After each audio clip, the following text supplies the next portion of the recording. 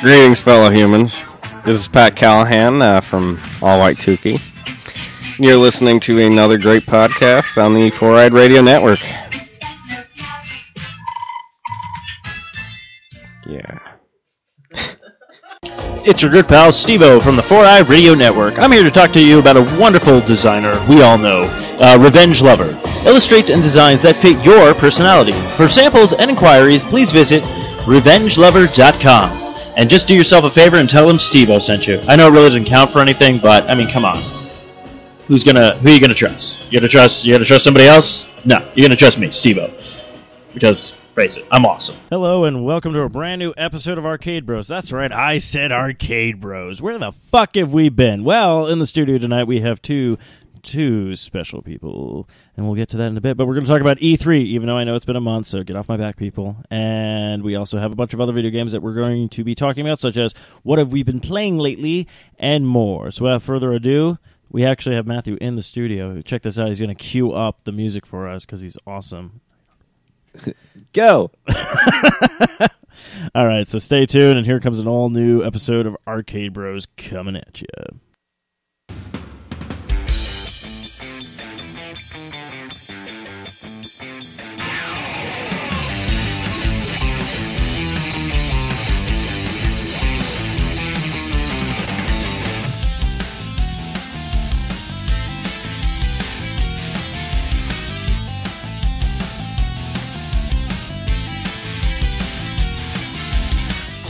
Hello and welcome to a brand new episode of the Longbox Cast. I am your host. It's Arcade Bros. What? Oh, that's right. That is right. That's silly. Hey, is that Cake? What do you mean, Cake? The song that you play in? No, it's the Megas. It's a band that does covers of all like Mega Man songs. Dude, I knew that sounded familiar. That's yeah, it's that when you're picking the Robot Masters in Mega Man 2, that's the song that plays, but they added like lyrics. They've like created like an entire story with them and stuff. But of course, in the studios with me on Arcade Bros is Matthew. We all know him from Socially Awkward, and hopefully my next co-host that will stay with me unless he's like, "Oh, I hate you," just like most co-hosts do. Josh, Which could happen. It could happen. Hello. How is everybody?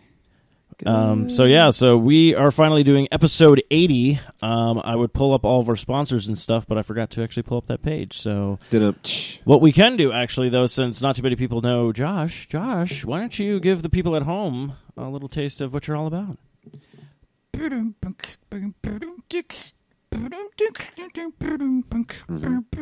That's pretty much what I'm about. Oh, my name's Josh. Been playing video games for a very, very long time. I have a lot of stuff to talk about. Sometimes that aren't very interesting. Sometimes you'll agree. Sometimes you won't.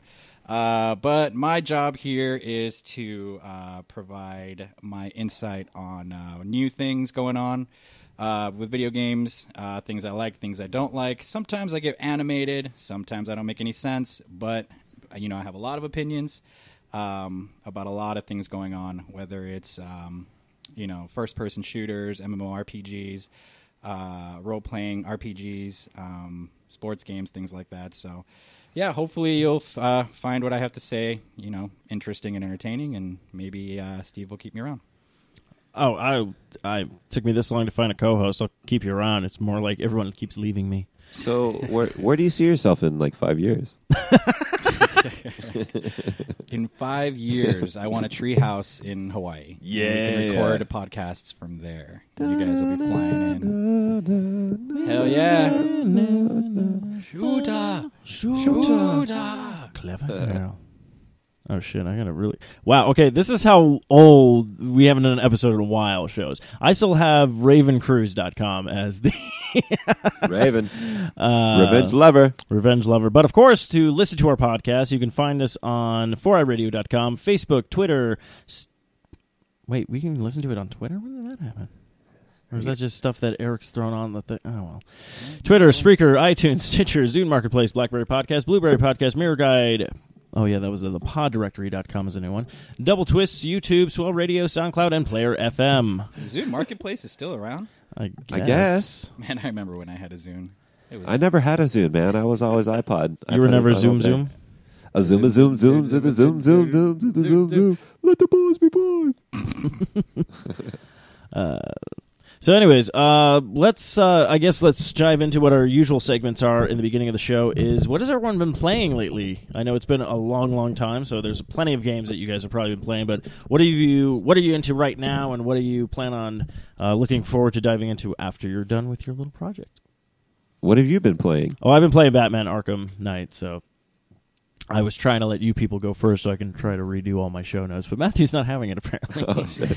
You dick. What have you been playing, Matt? I'm interested. You have not told us what. I'm still doing The Witcher, and I know you've been rocking it. So, but I've also been playing the free downloadable free games that you can do with Games with Gold on Xbox One. And Massive Chalice, it's like a turn-based, it's not an RPG, but it's a turn-based game. I played a little bit of it. Don't know how I'm really feeling about it. I'm just kind of continuing to play it to see kind of where it goes story-wise, but I'm not really sure. But The Witcher, that's what I've been doing lately. Cool. I love that game. Yeah, that game is pretty badass. There's a lot of content to go through for sure. Oh Did my you God, sometimes it's play the very first or overwhelming. second one?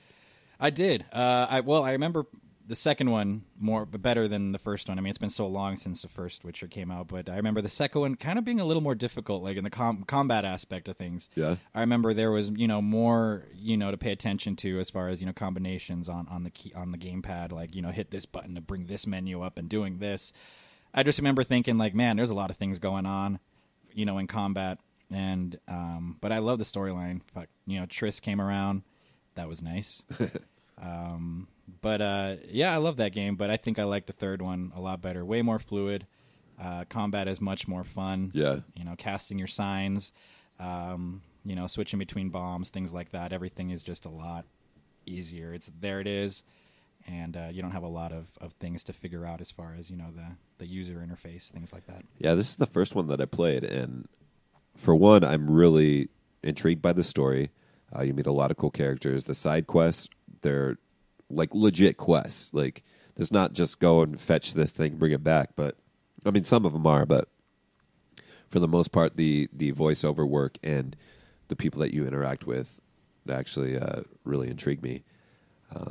The world is massive, which is kind of insane, but it's just the main story missions are really cool. I've met some really, really badass characters, like the witches in the bog, and some other ones. I'm just like, holy shit! Like, yeah, I guess we don't want to ruin it for anybody. No, but I mean, the story. But yeah, there's a lot of interesting points where you're like, oh my god, that escalated quickly. You did not expect that to happen in this, specific quest line. It could be a secondary quest. It could be anything. And all of a sudden, you're just in the middle of this huge, in-depth story that kind of usually, sometimes it won't even have anything to do with the main storyline. But it's just like, oh my god, yeah, that was really messed up. Or wow, I didn't expect to see that in a video game. That definitely does happen a lot. And I'll be playing. My girlfriend will be watching. She'll just be like, "What the heck just happened?" Like, well. Since you're kind of jumping in here in the middle, let me explain. Yeah. But, yeah, it's definitely a big, big, big game. For sure. So that's what I've been playing. Okay. So, okay, now, how do you feel about the some of the games that have been coming out lately for Xbox Gold, like, free now? Because now they're doing 2 a month, which was released with E3 stuff they were talking about. Yeah, well, they've always done 2 a month.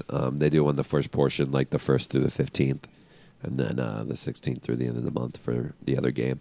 For a while, it's been that Pool Nation FX, which is kind of funny. But, I mean, the games, they're good. Right now, it's Assassin's Creed Black Flag.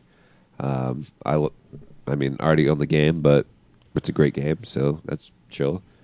And then the second half, it's a new indie game. I can't remember the name, but it's like one that's been coming out pretty recently. So, I don't know. I'll pick it up and just play it, but... They've been all right. I know, like, PlayStation Now has, like, you get quite a bit of games throughout the month or over a course of, like, a quarter or whatnot, but, I mean, Xbox doing their thing. I don't know. I don't have a PlayStation 4, so, or I didn't have a PlayStation 3, so I can't really comment on what they do, but.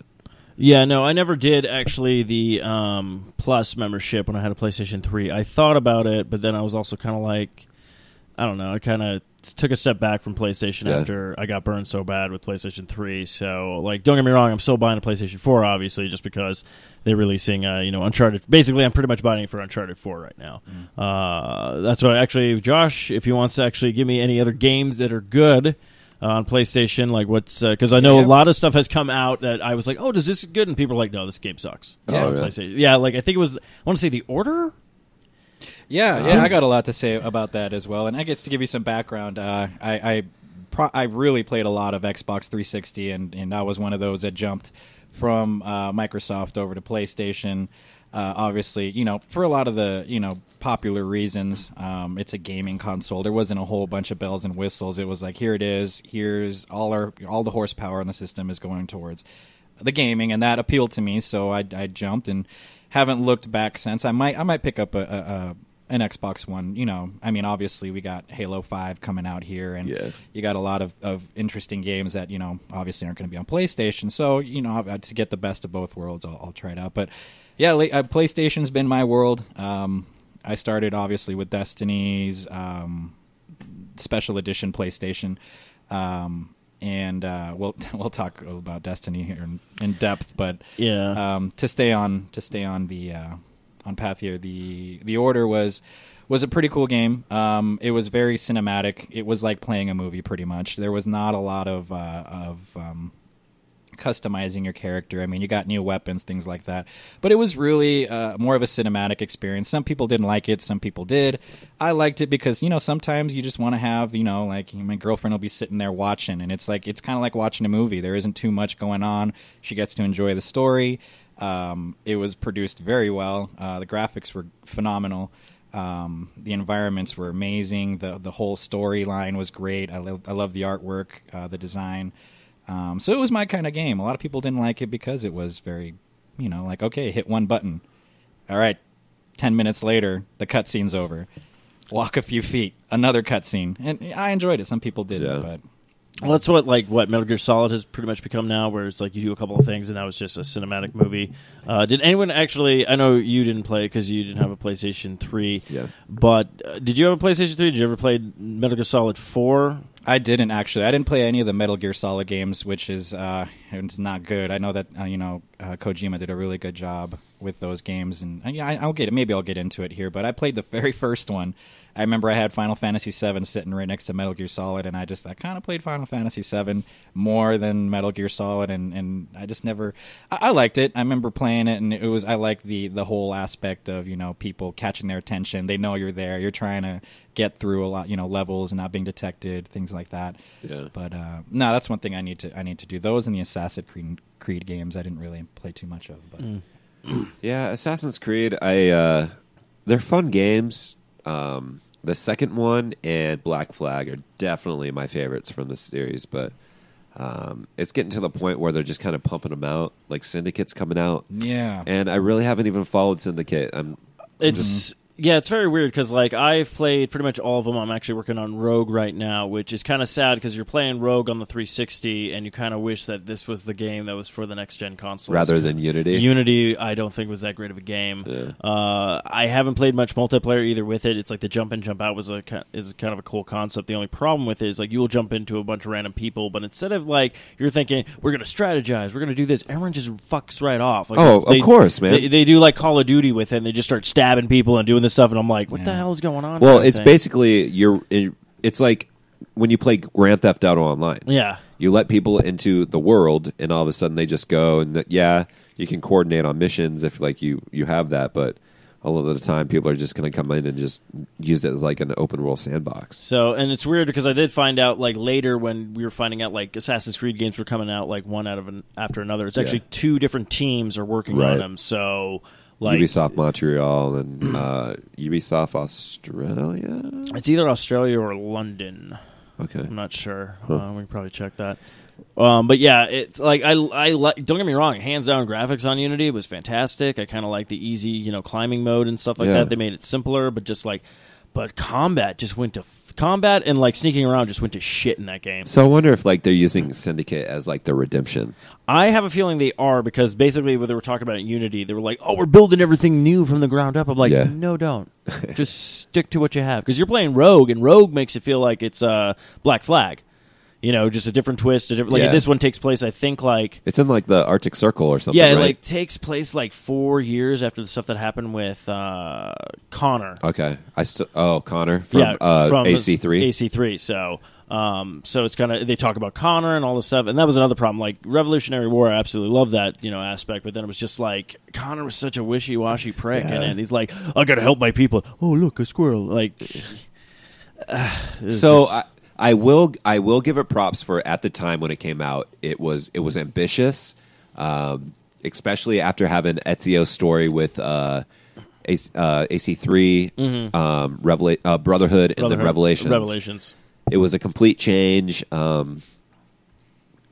It didn't really hold up what they were trying to pursue or create. Yeah, because did you beat the third one? I didn't. Okay. I didn't even finish it. I'll put it this way: the third one, it's been out for a while. I don't want to spoil it for you guys, but I'm not going to like give too much spoilers away. But it literally ends. You're just kind of like, oh, really? Like what? Like it doesn't really have a closing ending, like wrapping up anything. And then all of a sudden, then you play the fourth one. It's like, oh, we're designing a video game, and you're like, what the fuck happened with 3 though? Like, yeah. Like.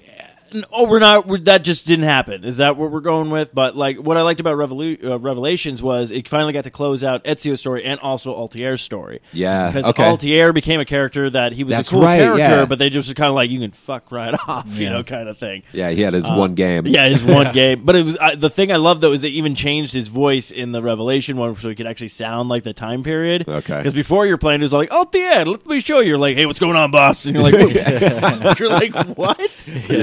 Yeah, for sure. But yeah, so we'll see what happens. I'm like, I mean, Black Flag's legit though. I love Black Flag. I thought. Did you play Black Flag at all? No, but I saw the ship combat. Obviously, they put that in the heart of the game. Yeah, that definitely would look pretty cool. My thing with Assassin's Creed is that I got through 2. Played a little bit of 2. They just never held my attention, and I just kind of watched on the sidelines of what they were doing with the next one and then the next one. And it's kind of like what you said. It's like they started churning them out one after another after another. I didn't get very involved with it because it was just like, these games are big. I mean, there was a lot of stuff to do, and it just didn't hold my attention. There was always some other game that came out that was like, well, I'd rather play this, and it just kind of kept going. It's like, oh, there's another Assassin's Creed. To me, I was like, God, you guys just came out with one. Now you have another one. I haven't even played that one, so now I have this like line of Assassin's Creed games that I haven't played yet. But I'll get there. I know that I need to play them. I mean, obviously, everybody's giving Black Flag great reviews, and they're saying that Syndicate kind of really stepped it up. Ubisoft, or however you want to say it, kind of took a step back with some of those games. They kind of thought that Assassin's Creed was kind of going away, and then they kind of come out with Syndicate, and apparently people like it. So I don't know. Maybe I'll give it another shot. Yeah, well, see, I would say because I wonder if they're basically like you said, kind of like the third one came out and they were like, here's Black Flag for you, kind of thing. Like, let's fix the problem that we did. Yeah. That was kind of like Unity. I kind of felt like it had a good idea, but like you're playing Unity and like it's not that big of a game. Like, everything just takes place in kind of one area. Yeah. It doesn't really spread out too much and stuff. They have some cool, like, glitch stuff where you kind of travel through different time periods at one point. But even the storyline, it ended, and I was like, what the fuck was I... Like, what was the point of this? Yeah. Like, I had, like, usually they have the people like, oh, we're trying to track down something or whatnot. And it literally ended. It's like, great, we found it. I'm like, what? Like, they never explained it. I was just like... Okay, and then what I hate is, like, you get everything at the end of the game when you're done with it, so you get this cool outfit, this, like, bitchin' sword and stuff, but I'm like, I'm already done with the game. Like, where am I going to use this? What am I going to do? And then I got a free DLC with it, because they were like, here's our apology for all the glitches. I have no idea how to even access it in the game. Like, I downloaded it, but I have no idea where I need to go so it can start that mission for the DLC stuff, so I'm like, hey, great job. Great job. So I think one of the things about Syndicate is they're actually like 2 main characters. There's like I think they may be brother and sister, but there's a male character and a female character. And in the open world, you can jump in between them to do like your free roam or whatever. I think each one of them have their specific missions, and there's also like missions where both of them are like interact with each other, which is kind of a cool concept. I like the ability to switch in between them in the free roam. and when you leave them, they just continue on. Like Kind of like Grand Theft Auto 5. yeah, like exactly like that. Yeah, they live their life in their game world or whatever. So that's fun. Yeah, excellent, Steve. You pinpointed it right there. Well, for sure. that was my favorite part, actually, of Grand Theft Auto 5, is just like, you'd come back to a character and you'd be like... Like what the Trevor? oh, God, freaking Trevor. Waking up like in a fucking dumpster or like... There was one time he was on a hill in a dress falling down a mountainside. Another one he wakes up just in his underwear and a bunch of dead bodies around him and he just goes, well, I guess I won. And apparently one that no one has seen but I've seen is he was in the ocean in a tuxedo just swimming. Nice. I was like, okay. But I died anyways because I'm like, there's no way I'm getting back to shore. Oh, jeez. Man, that game was... Dresses. Shit. That was one when it came out for like the next gen. I wanted to pick it up, but I couldn't justify paying $60 again because I got it for the last gen console. Yeah. That's actually, I was going to ask your opinion on that as well, because obviously Matthew and I were talking about this in the beginning of the year where, like, we were waiting for new games, and all they kept doing was giving us the ones that we already played, but remastered. I'm like, now what I loved is everyone jumped on Nintendo's case about that a while ago, but Nintendo, when they remaster something, they do it few and far between.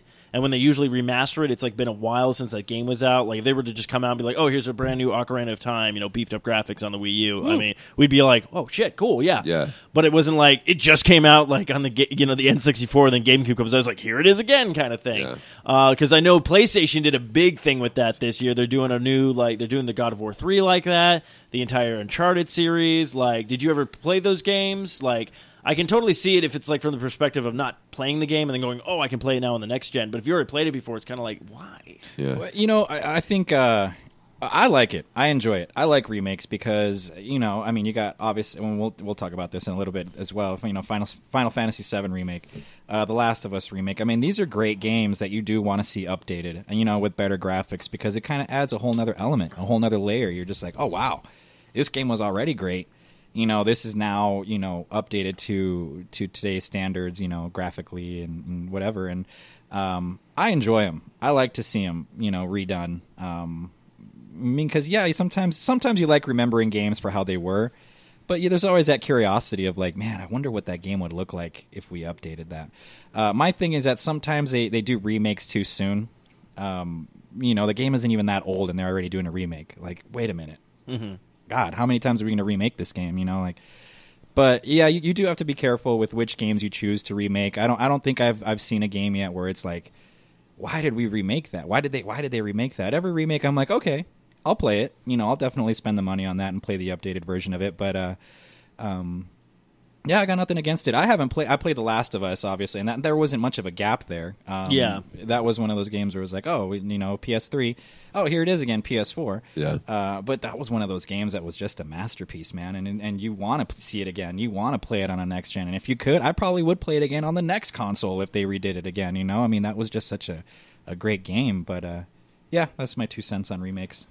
I like them. I think they should keep coming. Just don't pick the wrong games to remake. Well, that's what I think we were having a concern. It's like it was Grand Theft Auto 5 was remade. We're just like it wasn't even a year since it came out, the original one. And then same thing with like the Devil May Cry and the Tomb Raider and stuff like that. And like, don't get me wrong, all great games. Mm-hmm. But did we really need the updated version within less than a year? I was kind of like, where's this is the other bad part, because I was like, you just released new consoles, you have no exclusives, but you're giving us this. That to me is, you guys shot too soon. Yeah.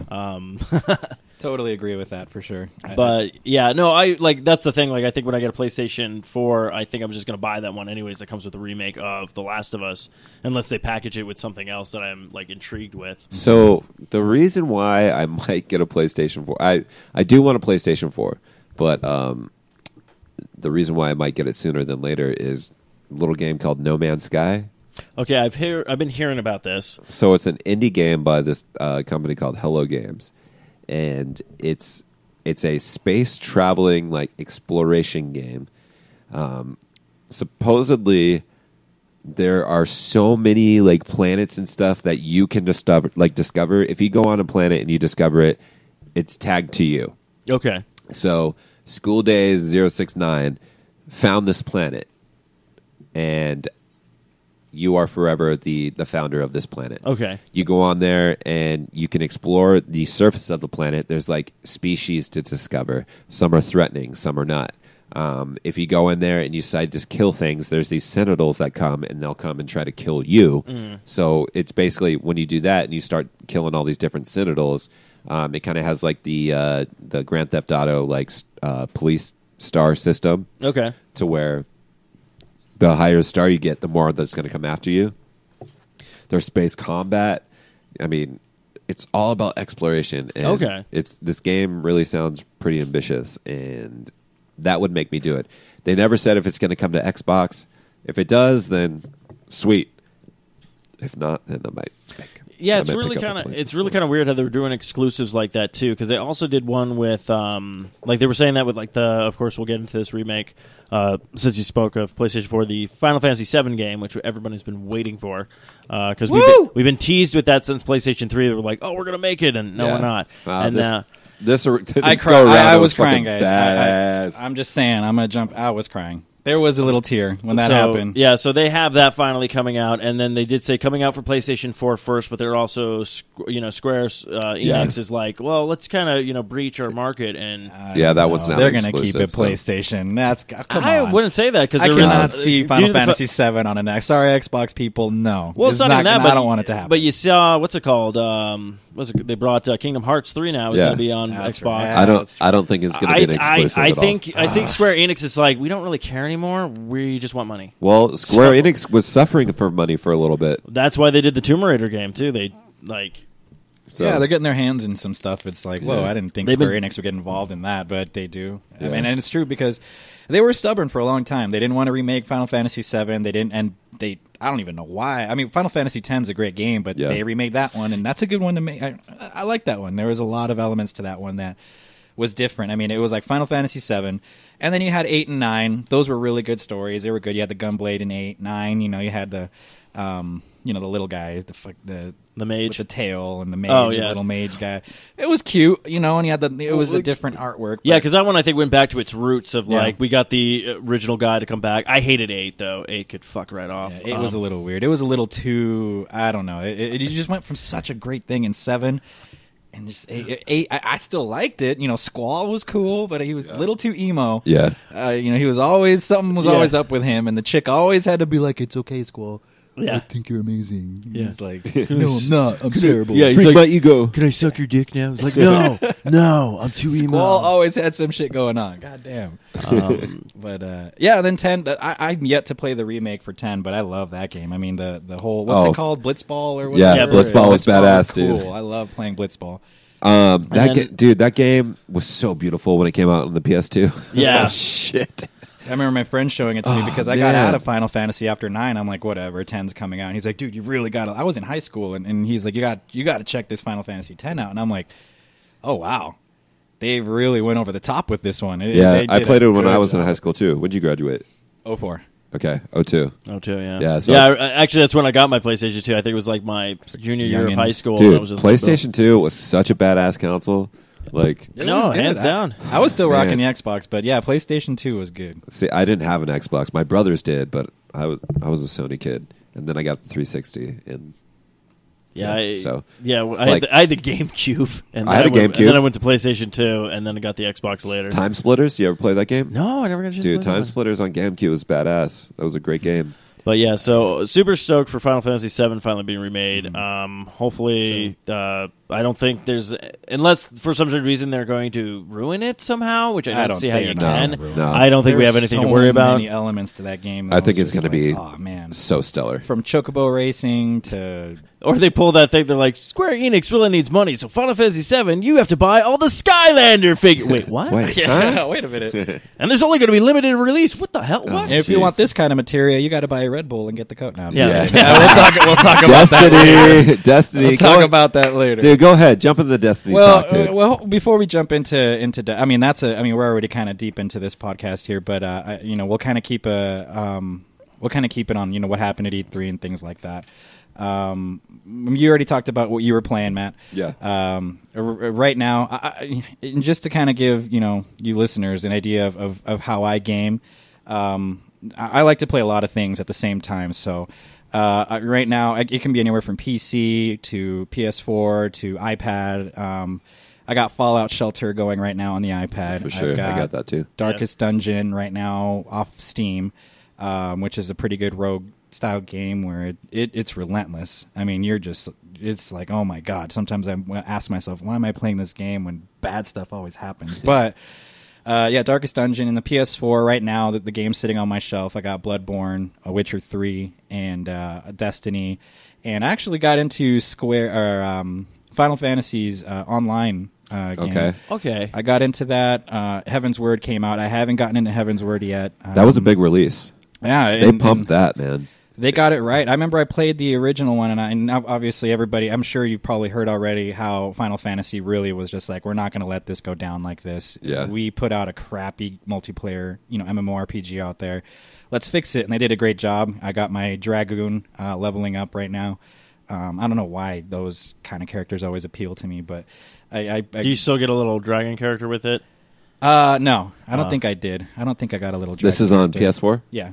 So Yeah, because I remember playing 11. you have to pay for a subscription, or is it free? Yeah, no, subscription. Yeah? It is. You get like a month free, and then you have to pay the subscription. I haven't given Square Enix any of my money yet for the subscription. I kind of stopped after a month and was like, maybe I'll get back into this. Do you recall the price point? I don't. I want to say it was somewhere around the World of Warcraft price range, $15 or something like that. All right. Something around there. But yeah, just to kind of give you an idea, I'm all over the place. I like to get into a lot of different styles of games, anything with a great story, things like that. But what I'd really like to keep this on is, kind of what happened at E3. We'll talk about Destiny. Matt and Steve know I'm very opinionated when it comes to Destiny. We are going to do a Destiny episode because I was actually at the release premiere thing that Microsoft did with it with a good buddy of ours from Constantly Calibrating. We were there doing stuff, and then the game came out. We got it, and then I was just like, don't worry. Josh and I will have a Destiny episode. I might even record it after this episode. We'll just have a Destiny episode because we have enough to talk about. But what other stuff that happened at E3 or like with PlayStation 4 that you're probably excited about besides Final Fantasy 7? Yeah. Well, obviously I think the guys that came out with the biggest bang was definitely Bethesda. I mean, they just killed it as far as the Doom announcement. Doom looks intense. Yes. It looks like it's gonna kick some ass. The way from the get-go, I like how it starts off and they have the old school armor and he's putting the helmet on. But those guns, man, and the way that you kill those dudes, it's just like, wow. I can just imagine back in like 98 when Columbine was a huge situation and they blamed it on video games. Well, Eat Your Heart Out 2015, Doom's coming out, and oh my god, it is violent. Yeah. Like, you're ripping limbs off, beating them with their limbs, chainsaw, blood everywhere. It was intense, man. And then that's how Bethesda started, right out of the gate. And then they obviously, and we're going to talk about this now, we got Fallout 4. Fallout 4, That was a big one. Everybody was waiting for that. The guys over at IGN, you probably listen to that if you're listening to this. They're talking about, we want Fallout 4. We want Fallout 4. I think everybody wanted Fallout 4 because Fallout 3 and Fallout New Vegas were just perfect. They were great games. It was what we all wanted. It's kind of what we wanted Destiny to be, but we didn't get that, did we? But just everything they introduced in Fallout 4, and it was their first ever E3 press conference, and it was a world premiere, and it looks great. You're getting a Pip-Boy. You can get a Pip-Boy version. It won't work with the 6 Plus, but that's crazy. That's actually a piece of a collector's edition that I might actually buy. And you spend the extra money for that pretty cool looking Pip-Boy replica. But actually, a sponsor of the network, Raven, Revenge Lover, she was on the show with us, and she actually got the Pip-Boy edition for.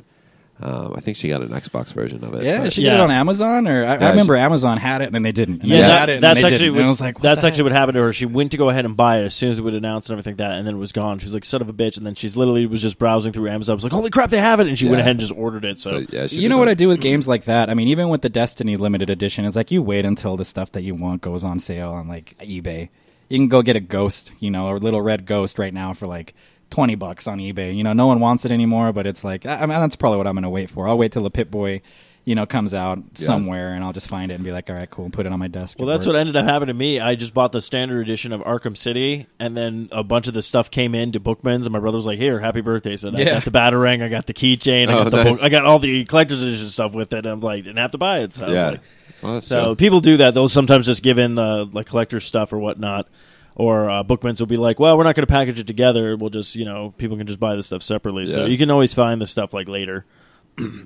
Cool. Well, we'll get a little deeper here into Fallout 4. We want to get through everything that was announced and kind of give you our 2 cents of what was going on. Some highlights at Fallout 4. I mean, the crafting looks like, basically everything you pick up in the wasteland is going to be usable for guns, or mostly guns. And I know you got your forts now. You can build your own fortress pretty much. Both of those are first time in the series. Yeah, it's gonna, and it's kind of cool how they showed how creative you can get. It's like, oh man, it's like Fallout meets Minecraft at this point. You're building, you get lights. You can build flamethrowers. Trip. It looked like they had trip booby traps, things like that. And it looks like here Fallout 4 is going to feature a voiced player character, either male or female. So finally, a voice is put to the your character that you create. So that's cool. It sounds like there's going to be a lot of great voice acting. They did a great job in Fallout 3 and New Vegas. I think that was one of the most interesting things. Is that kind of like Witcher 3? All your side quests are really deep. You have a lot to do. There's good story that doesn't even have to do with the main story quest. But what were you going to say? I never played New Vegas. I played the hell out of Fallout 3, all the DLC for it, but New Vegas I did not touch. It was pretty good. I like New Vegas. I like the whole idea of being, where Fallout 3 happened, where? What was the... It was DC. Yeah, DC. And then Vegas gave you kind of a West Coast feel, like the California Republic, and you kind of got a feel of what was going on the other side of the country at this time, which was cool. You gotta try that out, man. New Vegas is pretty interesting. Yeah, my brother absolutely loved New Vegas. He actually liked the kind of the cult stuff that was going on in there, and there's a bizarre the Burning Man kind of religion thing that was like a guy who actually set himself on fire, all this kind of cool kind of stuff. He said it was kind of cool how they actually really sit down, do their stories, and intertwine everything. So, anything else from Bethesda? Because they didn't announce anything new Elder Scrolls wise, did they? No, I think they Elder Scrolls. They still got their online thing going on. I'm trying to think what else they might have. I know they were doing a remake of the Dishonored. Oh, Dishonored 2. Dishonored 2. They're redoing Dishonored, which that's another. We were talking about this earlier. It's too early. We just had Dishonored, and it looked good. Why do we have to remake that so soon? I mean, really, what are the changes that are going to be introduced that's going to be like, oh yeah, Dishonored looks even better now? It's like it was literally just it didn't happen that long ago. I want to say it's probably the longest it's been out. Maybe is probably this year will be its second year that's been out. It's too soon. Dishonored remake. Dishonored. Oh no, Dishonored, no, dude, I'd say 3 or 4 years. Say 3 or 4 years? Yeah, because it's 3 or 4. It's already been one of the Xbox 360 free games with gold. I still think it's too soon. I think it looked good as it was originally. I think that we need to make more progressions before that remake is needed. I think that was a money grab. I didn't finish it. That's my opinion. Oh shit! Wow, it was a. Wait, what did we say? I said 3 or 4 years. 3 or 4 years. I said what? 2 years. I say 3. You guys are correct. It is now 2. It came out in 2012. All right. It's too soon. It's 2015. It's just too soon for a remake. I don't know. I got to get back into that too. I love what I've played of it so far and everything. That I just was I forget where I stopped at. I did like the limit. I actually got the limited or whatever collector's edition of that, where they gave you the tarot cards. Oh yeah, and I still have them in my office, which is kind of cool. I haven't even actually opened that box, but it's there. It's hey, I got this. Dishonored 2. It's gonna be a great game. That was one of those games I was just like, wow, we haven't seen a lot of this stuff before.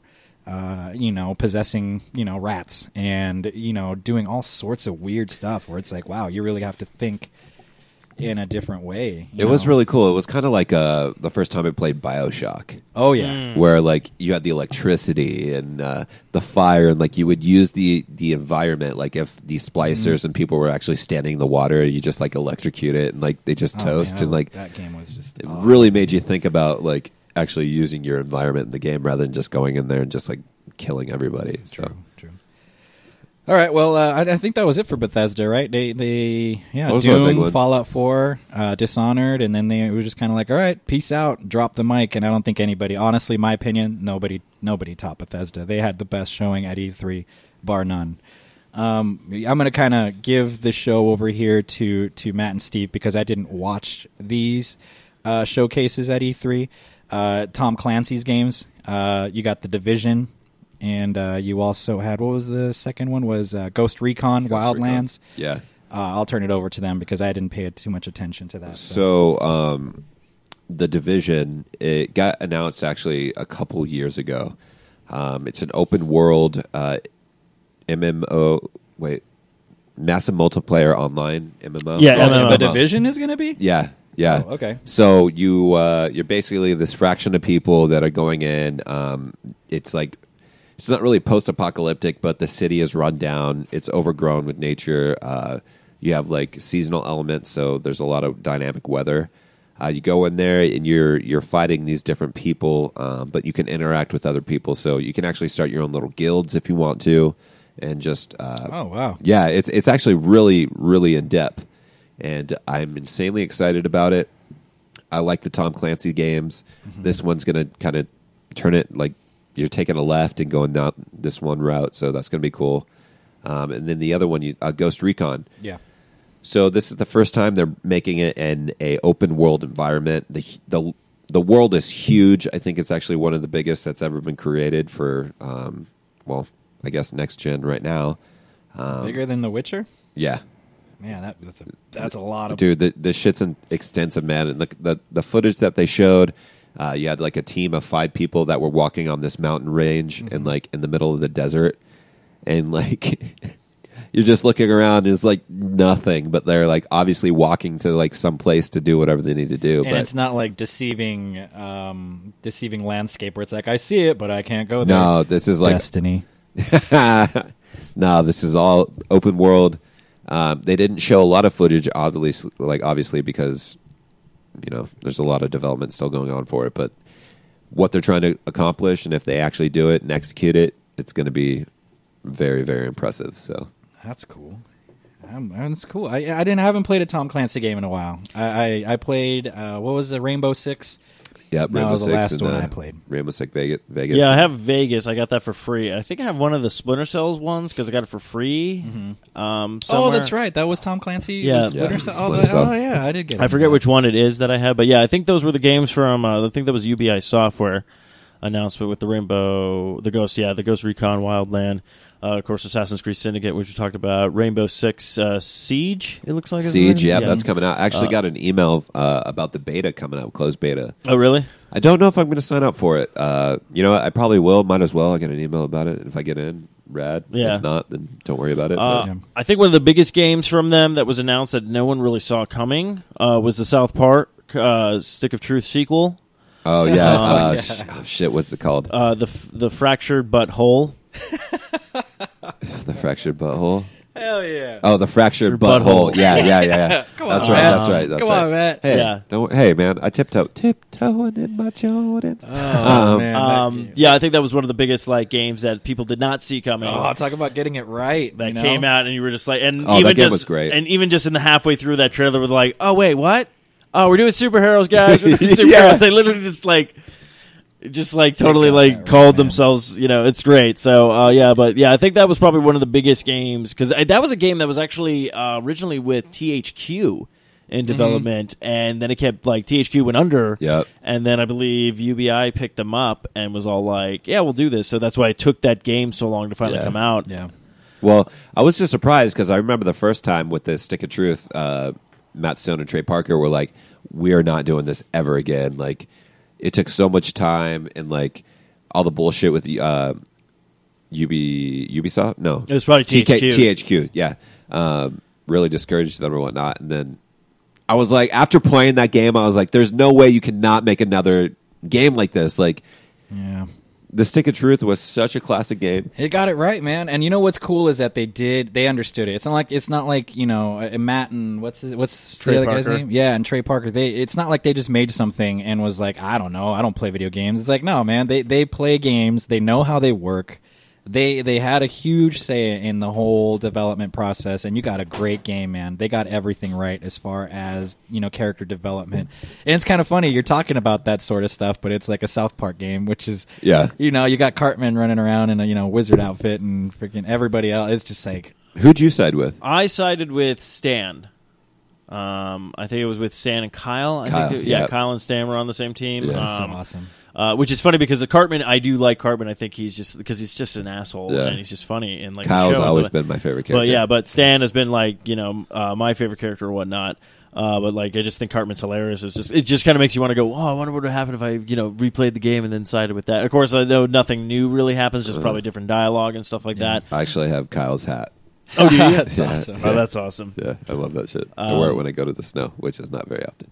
But yeah, no, I think they did a great job, and it was actually a cool mechanic. They actually brought back some old school RPG aspects to it, like Mario, sure. like the Mario RPG, where it's all like if you hit at a certain time, you can do more damage, kind of all that kind of stuff. So yeah, when that game came out, it was like these guys really know what they were doing when they did. So I look forward to the sequel. I think that's one of the big things out of them. But then, of course, this game we've been waiting on since PlayStation 3, Last Guardian. Oh, yeah. Did you ever play the other ones in the series or no? No, I so didn't. This is just kind of like, it looks good, it looks interesting, I might try it. I would highly recommend checking out Shadow of Colossus. They just love their big characters. That's a fantastic game though.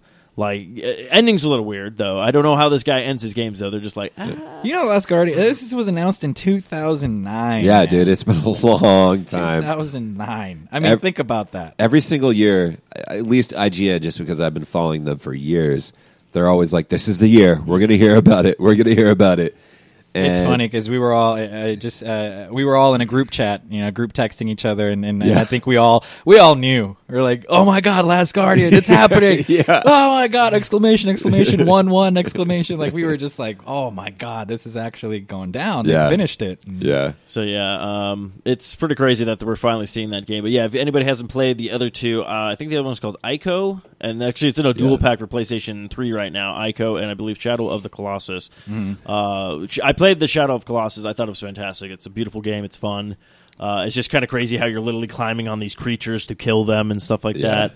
So it really takes some puzzle. It's like almost like a very good version of a Legend of Zelda. Like they kind of took the idea of a massive world, running around, puzzles and stuff like that, but not going like it's exactly like Legend of Zelda kind of thing. They've given it own twist. So that should be pretty good. And then of course Uncharted 4, A Thief's End. You know what, Steve? I think this is going to have to be the E3 edition podcast. We're going to probably have to go a little long on this one if you're down, because we still got a lot of highlights to go over. So. Well, I'm just trying to hit like the key ones that we haven't hit yet. Shenmue 3. Shamu 3. Shamu 3. Whatever. Shenmue 3. Shenmue 3. Did anyone ever play the other ones? No. Okay. Didn't. But you know what appealed to me about this was the fact that, man, this was all crowd. We paid for this. Crowdfunded. It was crowdfunded. And it got more money than he expected to get. Yeah. I mean, that just shows you the power of crowdfunding. I mean, sometimes you'll get stuff where it's like, really, that's what you need money for? And then you get it, and it's like, why are they getting money for that? But at least this is something where it's like, wow. And I guess we'll talk about this in the Destiny episode as well. Getting money, and to be able to do what you want to do creatively and what the game should look like. I'm excited to see. What's funny is that I haven't played the first two, but I see the emotion and the reaction that it gets from everybody. Even at the press conference at E3, you just heard the crowd erupt, and I'm like, really? People love this game. It's funny. I gotta play this. Yeah, I it's don't funny even know what it's about. It's like the first one came out for the Dreamcast. It was actually one of the games that was one of the last games for the Dreamcast to come out. Yeah. Then the second one came out for Xbox. And it was like an Xbox exclusive, and a lot of people were pissed off about that. They're like, "What the hell? No!" And then nothing, because apparently how the first one ends, you knew there was going to be a second one, and then you didn't hear anything about it. And then finally, like, "Oh, we're going to get another one." And apparently, then how that one ended, there was supposed to be a third one, but then it was like nothing. Yeah. So this is almost like to me, it feels like the Mad Max movie. Where the Mad Max movie was in production for a long time, the new one that just came out, and it was like back before like 9/11 happened that they were doing stuff with it, and now it's like we finally got it. So, what it looks like here is that it's not going to be coming out anytime soon. It looks like it is going to be a little ways off. I mean, I'm thinking 2017. Yeah, it may be longer. But I mean, it is great to hear that they definitely killed their Kickstarter, what they wanted. I guess that's what they used, Kickstarter. I guess the target was 2 million.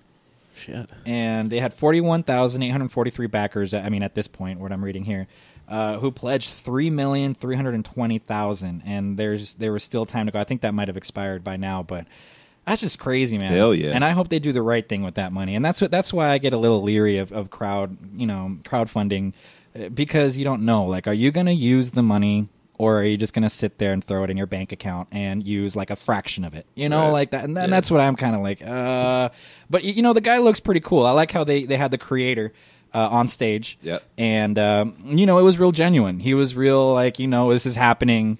Thank you so much. So it doesn't sound like they're going to take advantage of the crowdfunding. I think they it's going to be legitimate. They're going to use as much as they can. And I'm interested. to play that game. And I think it actually probably you'd get a better game out of that kind of stuff if they actually use the money for legitimate, because they're not having anybody kind of bear down on them going like, you need to get this game done. Oh, this isn't going to work. Just get rid of it. Don't use it. Because a lot of gaming companies, like such as Activision, will just pay for you to get not a great quality game and piss off pretty much everybody who's working on your game. Activision. Well, that's what I thought was funny, because a lot of people were like, I know when EA pretty much was backing like the Mass Effect games, like a lot of people were like, oh no, but I think EA was more like, no, we're just giving them money. It's like they already brought out a good game. We didn't have to worry about them not doing their job, kind of thing. Yeah. Well, and on that segue, Matt, now we're talking about Mass Effect. Mass Effect was actually we have Mass Effect Andromeda coming out. Yeah. It should arrive towards the end of next year. I mean, that's kind of a long ways out, but it's cool to see that BioWare is doing their thing. I mean, they obviously just also announced their Star Wars Knights of the Old Republic expansion. I've played a lot of that game. I had a Jedi Sentinel, dual wielding my lightsabers. Hell yeah. But it looks like BioWare is doing their work, and I think. We finally got a good look at what they're going to do with the next chapter here in the Mass Effect saga. So yeah, we'll see who we're going to be hooking up with here. Now, aliens and hot chicks. Now, did you mind the ending to Mass Effect 3, or did you think it was a huge slap in the face? Oh man, or is that am I poking the bear right now? No. At least they did right. At least they. I was like, are you kidding me? But they fixed it, and to me it was fine. It was sufficient what they did. They went ahead and gave you some more content to really kind of redo that whole thing. Yeah. And I was happy with it, man. I was pissed, especially when you're playing that long. When you're playing a game that has that much content, and then you get to the end, and it's like, you realize how many things went down? You realize all the things I just did, and now I was just like. Which one of these will you choose? Yeah, are you kidding me? But and what's so funny is that happened a while back. To me, it seems like it's been a while. Where it's like now I don't care. I'm sure back then I would have been like, oh my god, heck no! Are you kidding me? This is how they're going to end it. Which you'll hear in the Destiny podcast. But they fixed it, and I'm okay with that. EA at least, and BioWare, more so BioWare, they fixed it. So I'm happy with it. Okay, no, yeah, I just remember that when that game came out, it was a huge stink. I see people were complaining it, just like, what the hell happened? Yeah. And maybe they rushed it. You never know. Maybe it happens. Well, this is the weird part, because there was 2 games that came out at the same time. It was that The Reckoning, The Kingdoms of something. Amalon. Yeah, Amalon. Oh, that was with McFarlane, wasn't it? Yeah. That was a great game. Todd McFarlane. And that's the thing. I remember that. Loved the game, thought it was great, and then all of a sudden I was like, oh, when is this coming out? Because it had like a demo for it. Mm-hmm. And it was all like, oh, this is coming out a week before Mass Effect 3. I'm like, did you guys not do any you guys did not think about this. They didn't. No, they didn't. 'Cause They I'm were like- pushing it out, and it was like... and it did not get the recognition it needed, and then the whole company went bankrupt. It was like, well, if you guys would have pushed this until like the summer, you probably would have done better. Yeah. Dude, what was the baseball player that was behind that? Kurt Schilling. Kurt Schilling. Isn't that cool? Yeah. And we're obviously, this podcast is, we're recording here in Arizona, so, I know a lot of Red Sox fans know Kurt Schilling. We know Kurt Schilling. We won a World Series with, he was on the team, right, when they won the World Series? Yeah. It was Randy Johnson and Kurt Schilling. They were the duo. It was a shitty situation that happened for really, Rhode Island, but... But what's cool, though, is that at least... I would never have thought a person like Kurt Schilling was that in depth with games. Whether it was And the cool thing is that they're both here. You know, you got McFarlane is here, and you got Kurt Schilling here in Arizona, and that they just teamed up and created this game. That's why it meant so much to me, because I'm like, this is pretty cool, dude. These guys are just a few miles from me. You got a baseball player here who I had no idea, and they made a great game. Yeah. It was very in depth. I mean, you had a lot of gear, you had a lot of places to go. Considering maybe, I don't know what their budget looked like, but they had a lot of cool classes, man. Yeah, they even had like the DLC came out afterwards too. In the game, I'm pretty sure I put because I did a lot of the side quests. I think I'm pretty much I put in like over 40 hours in that game. Yeah, and that wasn't even including DLC yet. Yeah. So I was just like, shit, you know. And that's how I feel like certain games, they need to be that, like, if you're going to have a game that length, then I will pay you $60 for it. If your game's going to be 10 hours long, you can go fuck right off. And Steve likes that phrase. oh, that's the new catchphrase on Arcade Bros right now. You're going to need a shirt. You can fuck right off. You can just fuck right off with that. All right. So we got, moving on from Mass Effect. I mean, obviously, we know it's going to be a great game. I don't think I've ever played a Mass Absolutely. Effect that let down. For sure. Beyond the ending of We All Know. But let's go to the one that kind of surprised all of us. We didn't really know what the heck was happening. There were robot antelopes and weird looking things. Horizon Zero Dawn. Yeah. I mean, it was like it's an all new looking. It's like it looks like it's a post apocalyptic kind of game. So this was during the PlayStation conference. Okay. Yeah. This game looks pretty badass. You had like machine dinosaur things, and your job is to go hunt them. And it was very like, you know, you're respecting the land, and it was very like, you know, Native American, you know, and then its approach to what they were hunting. I wasn't expecting it. It was kind of out of the blue. Yeah. And I think a lot of people really like what they saw. It was different. It looks like it's going to be an open world, you know, sandbox type game. Yeah, I don't know. We'll see. Do you guys know who made this game? I mean, I don't even know who. I don't. I have no idea. That's weird. It looks good, man. And PlayStation's probably going to hit one here. I think they're going to hit a home run with Horizon Zero Dawn. But Yeah, it looks really rad. I'm really intrigued by it. She got the bow and arrow work, and yeah, looks cool. Matt likes bow and arrows. Bow and Oh, arrows. no, that was like my favorite weapon in the Tomb Raider reboot. Yeah, it was great. All right, guys. Let's talk about Xbox. Expo. Well, Xbox, of course, said they did a remake again, but I'm actually looking forward to it because it's a great game. And if again, I'm trying to. This game came out when the system pretty much first came out of 360, but Gears of War Ultimate Edition. Yeah. You can play the beta right now on Xbox One. But then they're also releasing Gears of War 4, which I was surprised because they actually kind of ended that story. Like, they pretty much wrapped it up in Gears of War 3. They even had the prequel, you know, Judgment, which was pretty good. But they actually had their shit together with that, what they wanted to do with that game, and they kind of, you know, told you the story and how everything goes. Where this storyline is going to go now, because I'm pretty sure you're not playing as Marcus Phoenix in this one, it looks like. Mm-hmm. But again, they only showed us a little bit of a teaser trailer and some gameplay. Yeah. Looks phenomenal, though, like just how things look and how the battleground's going to be and the new creatures you're chasing after, I guess. Yeah, because you had the You had the flood? No, the locust. The locust, yeah. You had the locust, and then the next guys, and the third one was like The flood. That's Halo, buddy. Yeah. Come on, man. Sorry. Get your shotgun out. Sorry. Yeah, you had Locust, and then you had, I'm trying to remember what the new ones came out. They were like the weird, like, it had something to do with the basically their energy source that got like polluted or whatnot. But yeah, that's within the third game. Of course, then I'm going to just say, if you guys have not played the game, and it's been out for I don't know how long, spoilers, but of course you lose a character in the game that's been with you for. He was a good character, He was too. a great character. Hell no, man! Come on! I'm out. No, he ruined it. So Gears of War was like one of the first times on Xbox 360 where I was like, holy shit, this game looks so good. Well, they did a good job with the Oh, mechanics, man. man. We're It shooting was like- behind cover and, you know, the grenade throwing. There was a lot of elements introduced in that game where it was like, wow, they really, really did this. Yeah. And it works. The third-person view I didn't think was going to be great, and they made it work. I hated the multiplayer. Yeah. Oh, my God. Everybody was just jumping. Everyone tuck and roll, jump, shotgun, jump, tuck and roll. Everyone's jumping. I'm like, this is Jump stupid. around. So it didn't work in multiplayer, but yeah, that's one of those games that I think, I'm going to go ahead and bite the bullet and get buy myself an Xbox One. But Well, put it this way, if you do buy an Xbox One in the month of August, it looks like they're actually packaging the first Gears of War with it. The Ultimate Edition. Why do I want to play it And you again? get it for free. Oh, come on. Okay, Mr. I like remakes. That's not a remake we need. Gears of War already look good. What else could you possibly add to Gears of War? It's not the remake we need, but it's the remake we deserve. Ooh, here we go. I just So Batman says your you. Xbox people with your reverse compatibility.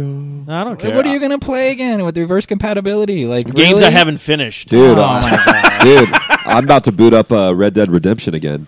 Shit. That is a remake we deserve. Oh man, I'm about to that put that up one again. is a remake we deserve. No, I don't even want a remake. I just want a new one. Dude, I might as well. Yeah, that too. I'll take a new one. Heck yeah, that's a game I want, that they need to they boot had, up. what was it? The first one was called, Red Dead Revolver. Yeah. This Yeah. one was called Red Dead Redemption. Now you go Red Dead Revenge. Come on, Ooh. Undead Somebody hire Nightmare. him. Sounds Somebody great. hire him. people. He's got But yeah, ideas. no, I'm totally down for that. What about LA Noire? Did you guys ever play that? I did. Did you like it? I enjoyed it. I loved it. I was just wasn't sure what other people's The whole opinion- concept of it was like technology that had never really happened before. Yeah. And, you go investigate. Oh, so that was the whole premise? It was like... Yeah, like the So face. it wasn't all old school L.A. It was. Gangsta It was, stuff. well, you were a detective, and like you would Yeah. go to these crime scenes and like and solve the story behind it. But Mm-hmm.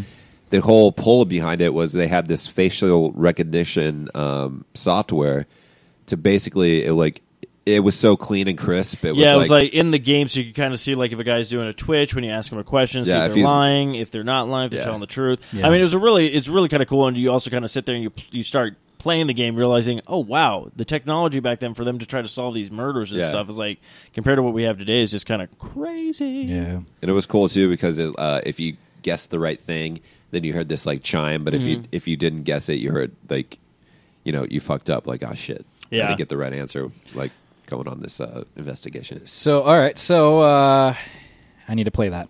I missed that one. That was one of the games that kind of got by me at that time. What's up with your new controller?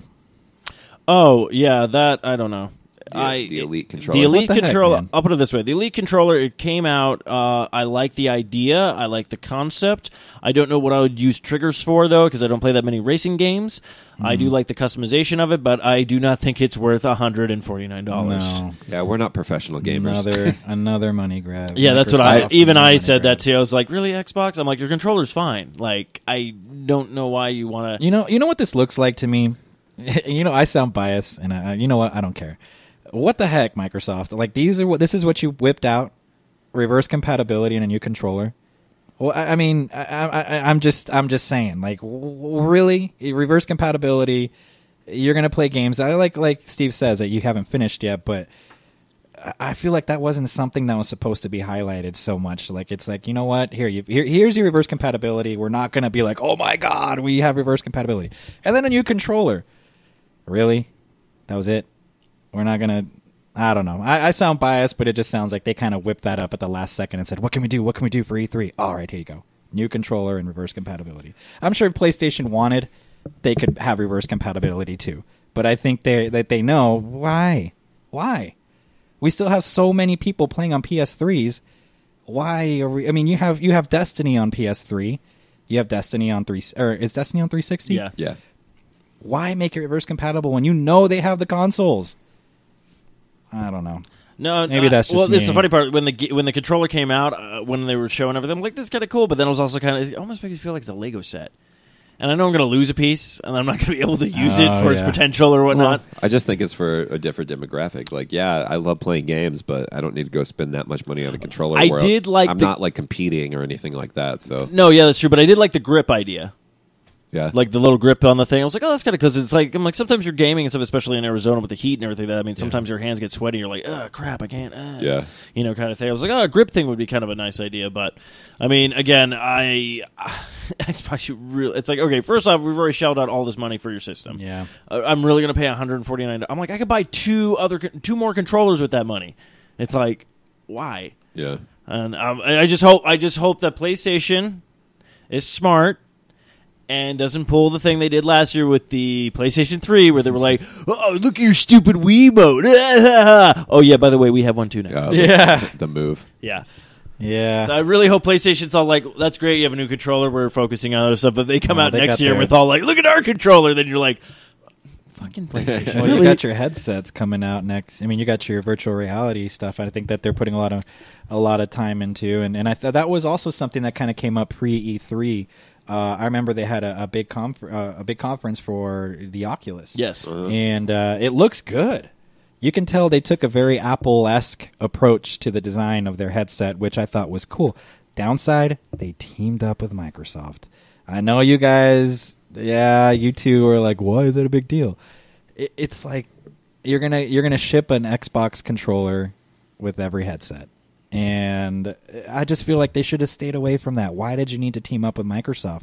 I feel like Oculus had a very good It's a good controller. thing going for themselves. Yeah, it's a good controller, but it was just like, they're teaming up with Microsoft. And I don't know. it's Some just- guys are going to think I'm a fanboy. I can It's already just a see the controller. comments. Yeah, but now, isn't PlayStation like making their own anyways? PlayStation's But making their Morpheus. own. Yeah, Project Morpheus, which looks, you know what? I'm sad to say, I don't think it's going to be as good as Oculus. But the one that I'm really intrigued about is the oh my god, I'm losing it now. The guy they made HTC. I forget what it's called. They have a whole website. I looked at it during the whole thing because I was watching in the comments. They're like, oh, screw that. Screw Oculus and screw Morpheus. Wait till this one comes out. That one looks like they did it right. And that's probably going to be the one that I'm going to buy. I'll look it up here if you guys want to. Yeah, I'm trying to remember what HTC. They do the phones, right? The Yep. HTC Yeah. phones. Is that those aren't edges, right? No, they're just like No, I don't think it's the Edge. they're not Google. The phones, Revive, are they? HTC VR. Oh, there we go. We got the HTC Revive. Basically, it's HTC and Valve. That's right. Let's see. Fuck. Could you imagine getting a Half-Life in virtual reality? That'd be nuts. I mean, that would just that's crazy. And I really hope they do that. But it's called Vive. I think that's going to be the one headset out of the others that's going to come out on top. But that's just my guess. All right, so I guess the one last thing that we really didn't talk too much about, which we were waiting for the end, we have some time, a little bit of time here, is Final Fantasy VII. Do ya? Oh, That one was the one that we were waiting for. Did we talk about this earlier? I don't think we did. we talked a little Yeah, bit we about talked it. about it a little bit. Okay. But yeah, it looks like it's revamped now. What I'm going to also say to a bunch of kids who get to jump into this franchise and not have to put up with what we had to do, where I think everyone should be if you have never played the original one, do yourself a favor and do that before you just go like, no, I'm going to just play this one because it's good graphics. You have to go. And you're going to think it's cheesy because it's literally block graphics. I mean, you got some big pixels going on in that game. I mean, the For hands sure. look like a box. I Yeah, mean, that's the all it head- really was. Yeah, yeah. It's Like, that's not a gun or just a box on your head. Shut up. But it was beautiful, man, and I sound cheesy saying that, but it was a masterpiece. The way that they pulled off the story, there was no voice acting. It was literally boxes of text you were reading, Yeah. and it just felt like, man, this is a great freaking story. It was 4 discs long. You had so much to do in that game, and there was so much strategy involved. There was so much. I loved how they introduced the elements of, and I'm a big fan of this. I mean, any game that introduces any sort of like, love interests or anything like that. Mass Effect kills it. Yeah. Witcher kills it. Whenever you have anything like that, people love playing those types of games because it takes you away from, your reality. You get to, live your life through somebody else's shoes. And it was great. They introduced Tifa, and you had Ares, right? That was her name. Yeah, Ares. Yep. And it was really cool because it was like you really took that to heart. It was a great story you were involved in. Ares. I'm going to ruin it because it's such an old game. Ares dies, and it affected you. It's like, holy crap, she just died, and I really kind of had a thing for her. And it's like I have a thing for Tifa too, but. Man, she was like she was the innocent one, and you really, kind of ran with the story, and you had materia, your magic, your summons, everything. It was a great game. So, Yeah, I actually liked the materia they used in that game, and that was actually also one of the first like kind of things you could like customize. You could like, oh, I want to give this one to this person, give this to that person, all the kind of elements and stuff. Also, the fact that it was like, Even though it was like the graphic, I mean, the backgrounds and stuff. Like, even though the characters were a little bit like wonky or whatnot during the time frame, they did a great job with background. Yeah, picturesque at the time. And then even that halfway through the storyline where you find out like all that shit happens to Cloud, and you found out like, oh shit, you're not even the person you said. Like that, like twists and turns and like a story like that. You're just like. The soundtrack, man. Oh man, you still hear those songs back. It's the Genova, music. Whenever you were, you can't getting near a Genova boss, you'd hear that music. Yeah. Sephiroth, you heard Sephiroth's music. One Winged Angel or whatever it was called. Or the freaking boss battle music that. Yeah. Dude, to this day, whenever I'm like at home and I'm like, say I finished the dishes, I'm all like level up,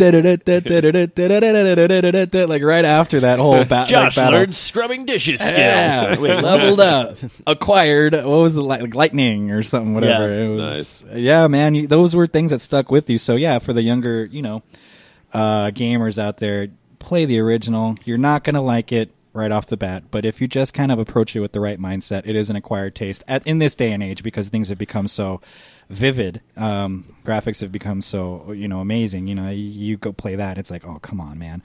But yeah, just wait till you get to the Chocobo racing. Wait till you get Chocobos. to the last boss battle. Wait till you summon the 7 Knights of the Round Table? Yeah, the Knights of the Round. Oh man, wait till you see that summon. It's crazy, which I hope they keep in this game. Which now we'll talk about that. What are we to expect? Are we going to see a remake of the original story, or are we going to see somehow? Because it sounded like in the trailer that they were coming back, like something happened. I heard it was my thought process was it's like. We're getting something new. Yeah. Same characters, something new.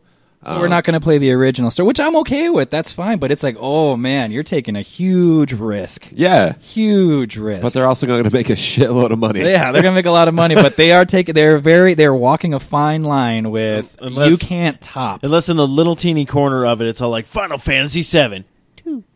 Oh my god! No, you know what? I think that would be the biggest mistake Square Enix makes. But we'll see what they do. I think they should just remake the original. But if they have a new spin on it, we'll see. Just hope they kind of just stick to their normal gameplay and not go with the ones that was in Final Fantasy 13. I think it was. Yeah, that was crap. That's another thing. It's like, are we going to keep our turn base? Or are we going to do some, Kingdom Hearts type stuff? Running around and being able to do things and. I don't know. I don't think. Maybe it's a hybrid. I think they're going to lose it. To be honest, I think they're going to do away with the turn base. You think so? I think they're going to get rid of it. I love the turn base. I thought it was so great. Oh, I love it. I mean, there's you get a chance to strategize. You can do all your kind of stuff. That's Final Fantasy. Yeah, I know. But then you got like the newer. It's like. Well, the problem with 13 was graphic-wise amazing. Yeah, you kind of enjoyed some of these characters. You're like, oh, they're really cool, and but then it was like, oh, you want to? Hey, remember when you could just go wander off of the wilderness? Yeah, you can't. Just stick to this path, buddy. Yep. Like it wasn't until you're almost done with the game, or as I like to call it, tutorial, which is 40 hours into the game. It was a long ass tutorial. I remember that. It's like disc 1 is over. Welcome to the real game. Oh my god, are you kidding me? Yeah, and then you literally get to one part of the game, and it's all like, oh yeah. You can fight the boss, or you could finally run around and do stuff. You're like, what? Like, really? Yeah. So when they said they were making a sequel to that, I was kind of like, what? Yeah. But I think they'll do fine. I mean, if they put some cool twists and turns, maybe beef up, like they'll add stuff to the storyline, because that actually happened with the Metal Gear Solid remake that came out for the GameCube called Twin Snakes. They actually added stuff, so when I was playing it again, I'm going like, I don't remember this at all, but this now actually makes more sense. Like, nice. I was like, the story actually kind of fits now. Before it was just all like nukes, monster, like. Thank you, Twin Snakes. Yeah, so maybe they'll do something like that, where they'll kind of give you a little bit like, because some of that stuff is also you're just like, wait, what? That's your mother or your dad? What's going on? Yeah. So we'll see. I'm pretty sure I don't think they're gonna screw the pooch on this one. If they did, then maybe that's their plan. They're like, look, we're just gonna get a bunch of pre-orders, not do shit, and then we're just leaving the country. And that's a very possible. That is a possibility because they were so stubborn about this game for so long. Everybody was asking for it. Everybody wanted it, and they're like, and I think their excuse was, if I remember correctly, was that it's like we cannot. That game was a masterpiece. We will not remake the game until we make something that was better than Final Fantasy VII, and you can't. And I think they learned we cannot beat that game. It was one of those once in a lifetime games. You can't beat the storyline. You can't beat what we did there. They finally came to terms, and now they're giving us what we wanted. But my fear is that they won't follow through. My fear is that they're gonna, they're drumming it up. We're all into it. We're ready to get Final Fantasy VII in our hands, and then they're gonna be like, "Oh, we canceling that project because of creative differences, or we're canceling that project because this and that, and we don't believe, we wanted to do it, but we just wanted this and that, and then it doesn't happen." That's my fear. So we'll see. Or we will finally get it. Everybody will be happy for it, but then you'll have people going like, "So when's our next Chrono Trigger sequel?" And then there's just that'll be the next one, and they'll be like, "We just gave you the game. You were waiting." Yeah, but we're fans and we're not satisfied with anything. Yeah, of course that's going to happen. That's what. Well, you even see the forums now, and you see the comments, on websites. It's like, "Oh my god, so we're going to get Chrono Trigger, right?" It's like, "Oh, can we just one at a time, please?" You already found something else to be talking about when you finally got one thing that. Yeah, I'm stoked. Like, don't get me wrong. I would love. I don't even want to remake a Chrono Trigger. I would love them to just continue that storyline if they're able to. I think it'd be great. Not the Chrono Cross because that doesn't exist. Why? Because that's a horrible game. I like that game. That was a game of, oh, look at me, my body was taken over by a cat guy. That game can fuck right off. I had a good time. That was around the Legend of the Dragoon time. I like those games, but I like that one, Legend of Dragoon. I thought that one was a good one. That's pretty good. That was all Sony, huh? That was all Sony. That was all Sony. I think that's probably going to wrap up this episode. The only other stuff you can touch upon really was probably what Nintendo released. They just had kind of a small kind of press conference, which was Star Fox Zero, the Legend of Zelda Triforce Heroes. They don't even deserve to be talked about. The Metroid I have to talk about Nintendo. Okay, first off, that Metroid game, are you serious? Let's put it this way. If it wasn't for Nintendo, if you haven't seen this picture that was leaked online, the Sony Nintendo system that was created, if it wasn't for Nintendo partnering with Sony at the time, Sony would have never been like, "Hey, we're going to create our own system now." So you can thank Nintendo for your PlayStation 4 now. Steve, you can talk about Nintendo all you want, man. Hey, I'm not saying you have to like it. I'm just saying you got to give credit where credit's due. Whatever. Nintendo is drowning, to say the least. Not really. Whatever. Okay, if you really want to go there, because we'll go. I'm just saying. Come on, guys. Step your game up. That's what we got. Puppets. A puppet show from Jim Henson. Do you have something against the Muppets now? I don't, but it's like, you heard it here, people. Josh hates Muppets. Whatever. I love the Muppets, actually. And if you didn't know, they're actually going to have a TV series coming out pretty soon. Yes, that is true. But I'm just saying, that's what you had to give us, a new Star Fox game, which looked kind of awkward. And you I agree. A Metroid Universe game that has nothing to do with Metroid, and everyone's been wanting a new Metroid game forever. And then you do have, all right. Now that I'm here, you got Mario and all the goodness that is making your own levels and throwing random ass things on top of things that shouldn't be there. You got, what are those called? The rocket shooter guys on top of bullet bills, I think. Bullet bills on top of sewer pipes on top of, just random stuff. They hit a gold mine there. I just think they banked too much on that. And that's really all they had. That was all they had. No, I'm not saying I'm not trying to give them an old franchise. Well, I'm not saying we have to be like, oh my god, Nintendo stuff. Even I was kind of like, this is literally the last Nintendo game I bought was Smash Bros. So it's based on old characters, old franchises, Metroid, Zelda. Why? They had a lot of new characters in the new Smash Bros. Yeah. Well, I know they're new characters, but they're not. It's not a new game. You get characters like Star Fox. You get characters like... You're getting all their old stuff. I mean, I get it. Smash Bros. Is a great game. Don't get me wrong. I'm just a little sour with... Come on, Nintendo. It's time to get off your laurels. You've been chilling on them for too long. It's not the 80s anymore. It's time to really give us something that we want to buy. And I don't know, man. We'll see what Nintendo does from here. I've lost a lot of faith in Nintendo. And it's kind of sad because that's what I started with, And... I think they're just kind of chilling. I think they think they're too big for anybody's opinions, and we'll see. Well, I don't know. I was a letdown, and now to this point, I don't even pay attention to what Nintendo does anymore. It is because what am I going to get? Another Mario game? How many Mario games do you got? I mean, I get it. The guy's priceless. You cannot replace Mario. You can't replace your characters are timeless, but. It's 2015, man. It's time to step it up. I will say I'm pretty stoked that since they signed that cell phone deal, if we can start getting some Nintendo games on our smartphones. I'd play it. Fucking down. I would Still totally legit. play that on my phone. Are you kidding me? I would, but then it's just like, man, Nintendo. They should have done it a long time ago, but Yeah, true. And then they had their whole thing with Apple, and yeah. they didn't want to, give into that because why? Because Nintendo thought they were going to release their own marketplace and their own phone. Come on, man. Hey, remember Microsoft and Sony did that. Yeah, that's true. You're right. You're right, man. I don't know. I'm I think disappointed. That's all. That's my disappointment. No, and you're absolutely right with certain stuff. Like, don't get me wrong, I like the Nintendo Wii U. I have a couple of games for it. I like those games, but again, there hasn't been anything new that has come out in the last couple of years for Nintendo to be like, okay, show me something new, give me something. Yeah, that's great. Yeah. We're getting a new Star Fox game, but how many Star Fox games have I already played? Exactly. I will give you that. I mean, don't get me wrong. No matter what, though, Legend of Zelda, I will still buy a Legend of Zelda game. I'll buy the Zelda games. But there's certain stuff where we're just like, I'm just kind of hoping Nintendo is either you're either going to do what Sega did and just go, we can't make systems anymore. We're just going to give character properties to other gaming companies and let them do what they want to do. Or Nintendo's going to step up their game and just finally be like, all right. And that's what I want them to do. I'm not trying to say, screw Nintendo. You guys, you're old. You've got no new ideas. You've got no new innovation. Even though that's true, I have a lot of faith in them, and I want them to come back, man. Nintendo's Nintendo. Come on, give us something. It's time. No more of you old guys that are still there in the company, rehashing old ideas that you had. Give the young guys a chance. You have interns there. You have people there that are dying to make something for you.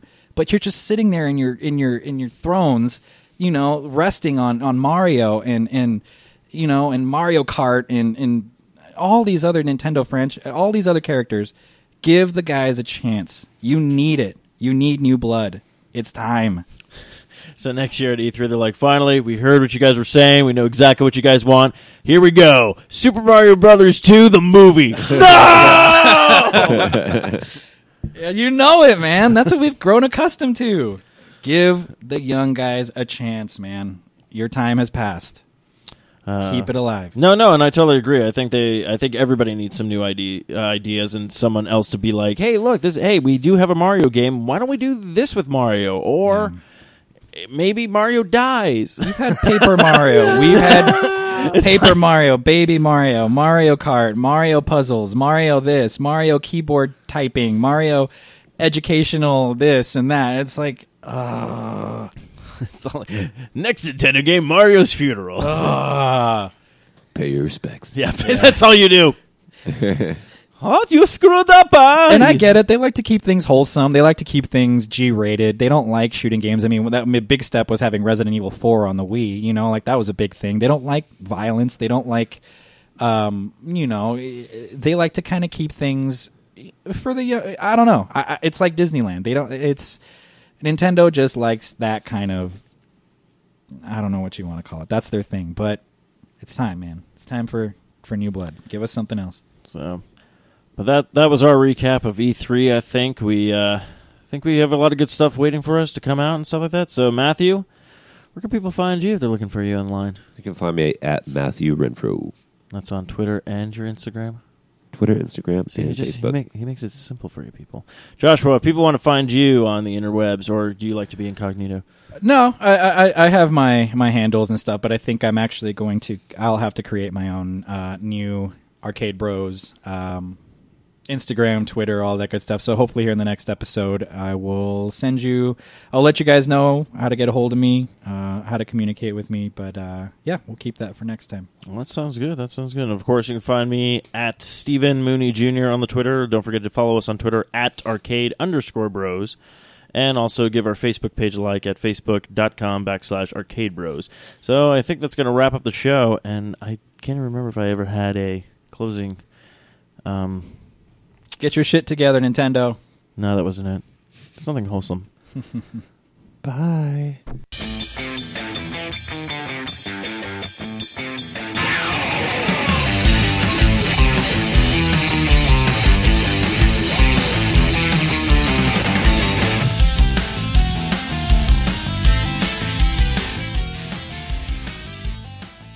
This has been another fine production of the 4i Radio Network. For more great shows, check out www.4iradio.com.